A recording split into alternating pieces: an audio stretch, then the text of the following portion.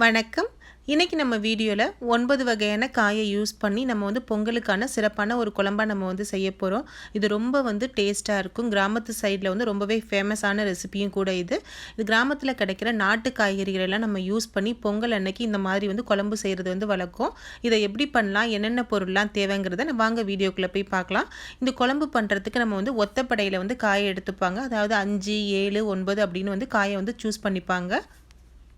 உங்கள்கிட்ட எத்தனை காய்கறிகள் இருக்கோ அதுக்கு தகுந்த மாதிரி நீங்கள் எடுத்துக்கோங்க. இது எப்படி பண்ணலாங்கிறத பார்க்கலாம் நம்ம இப்போ நான் 3/4 கப் அளவுக்கு, அதாவது 200 கிராம் அளவுக்கு துவரம் பருப்பை ஒரு அரை மணி நேரத்துக்கு முன்னாடியே தண்ணியில் நல்லா வாஷ் பண்ணிவிட்டு ஊற வச்சுருக்கேன். இந்த மாதிரி நம்ம ஊற வச்சு நம்ம வேக வச்சோம் அப்படின்னா நல்லா பருப்பு நமக்கு நல்லாவே சாஃப்டாக வெந்து வந்துடும்.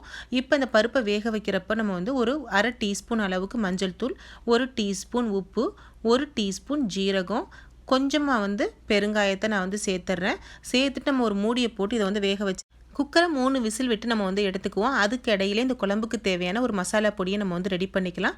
இப்போ நம்ம அடுப்பில் பாத்திரத்தை வச்சுட்டு 1 டீஸ்பூன் அளவுக்கு உளுந்து, 1 டேபிள் ஸ்பூன் கடலைப்பருப்பு, 3/4 டேபிள் ஸ்பூன் அளவுக்கு துவரம்பருப்பை நம்ம சேர்த்துக்கலாம். கூடவே 3 டேபிள் ஸ்பூன் அளவுக்கு முழு மல்லி விதையை நம்ம சேர்த்துக்குவோம். சேர்த்துட்டு இதை ஒரு 2 நிமிஷத்துக்கு ரோஸ்ட் பண்ணுங்கள்.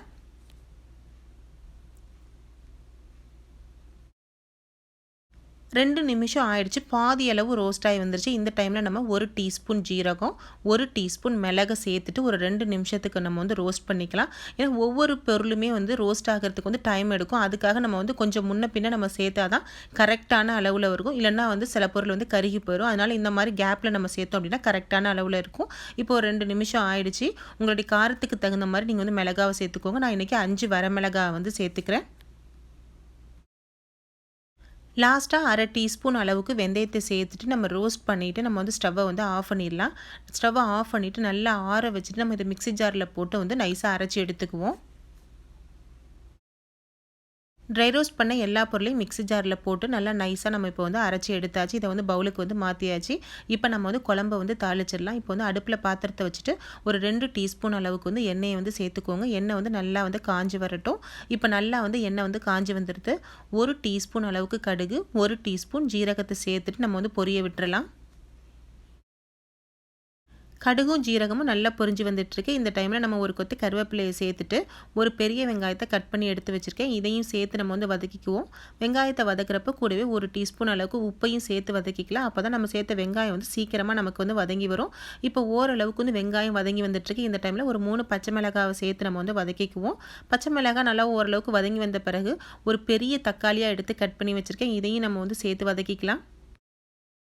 இப்போ நான் இந்த குழம்பு பண்ணுறதுக்காக வாழைக்காய், சௌச்சவு, சொரக்காய், முருங்கைக்காய், கத்திரிக்காய், அவரைக்காய், கேரட்டு, சக்கரவள்ளிக்கிழங்கு, வெள்ளை பூசணிக்காய் இது எல்லாத்தையும் எடுத்து வச்சுருக்கேன். உங்கள்கிட்ட கூடுதலாக மஞ்சள் பூசணிக்காயும் மொச்சக்காயும் கிடச்சிச்சின்னா நீங்கள் சேர்த்துக்கோங்க. எனக்கு இங்கே கிடைக்காதனால நான் சேர்க்கலை. நீங்கள் மஞ்சள் பூசணிக்காவும் மொச்சக்காவும் சேர்த்து செஞ்சீங்க அப்படின்னா ரொம்பவே சூப்பராக இருக்கும்.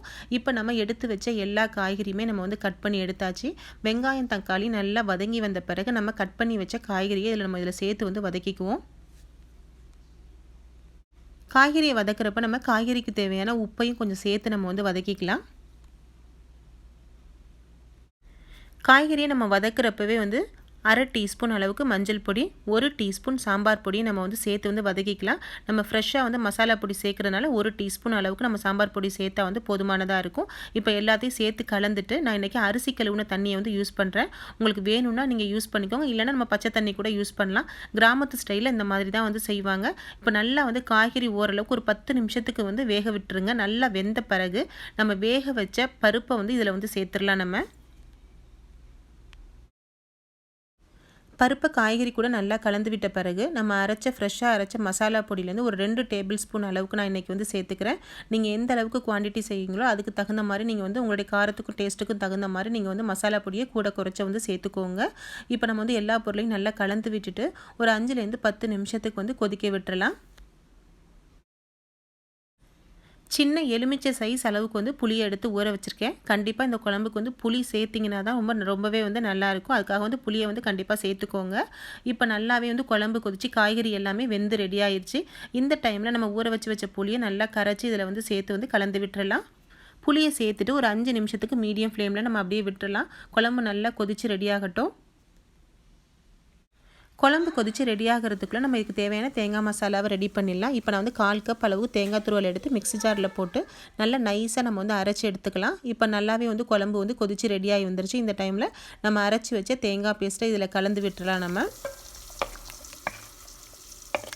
தேங்காவை சேர்த்த பிறகு நம்ம வந்து குழம்பு வந்து ரொம்ப நேரத்துக்கு வந்து நம்ம வந்து கொதிக்க விட வேண்டாம். ஒரு 5 நிமிஷத்துலேயே வந்து ஸ்டவ்வை வந்து ஆஃப் பண்ணிடலாம். இப்போ நல்லா வந்து குழம்பு வந்து கொதிக்கிற ஸ்டேஜுக்கு வந்துருச்சு. இப்போ சின்ன சின்ன பபுளாக வர்ற டைமில் நம்ம வந்து ஸ்டவ்வை வந்து ஆஃப் பண்ணிடலாம். இப்போ சின்ன சின்ன பபுள் வர ஆரம்பிச்சிருச்சு. இந்த டைமில் இதுக்கு தேவையான ஒரு சின்ன வந்து தாளிப்பை வந்து ரெடி பண்ணி சேர்த்துக்கிறேன். இந்த மாதிரி தாளிப்பை நம்ம சேர்த்தோம் அப்படின்னா ரொம்பவே வந்து டேஸ்டியாக இருக்கும் இந்த குழம்புக்கு. அதுக்காக 1 டீஸ்பூன் எண்ணெயில் கொஞ்சம் கடுகு, உளுந்து, கருவேப்பிலை, ஒரு காஞ்ச மிளகாய், 1 டீஸ்பூன் அளவுக்கு சாம்பார் பொடி, இது எல்லாத்தையும் சேர்த்து நம்ம வந்து பொரிச்சிட்டு இதில் நம்ம சேர்த்துட்டோம் அப்படின்னா ரொம்பவே வந்து வாசமாக இருக்கும் நமக்கு. லாஸ்ட்டாக கொஞ்சமாக கொத்தமல்லி இலையும் தூவி வந்து நம்ம வந்து பரிமாறிடலாம். இப்போ நல்ல டேஸ்டியான பொங்கல் குழம்பு நமக்கு வந்து ரெடி பண்ணிட்டோம். ஃப்ரெண்ட்ஸ், உங்களுக்கு இந்த வீடியோ பிடிச்சிருந்துச்சுன்னா லைக் பண்ணுங்கள், உங்கள் நண்பர்களுக்கெல்லாம் ஷேர் பண்ணுங்கள். கூடவே நம்ம சேனலை மறக்காமல் சப்ஸ்கிரைப் பண்ணிக்கோங்க. தேங்க்யூ.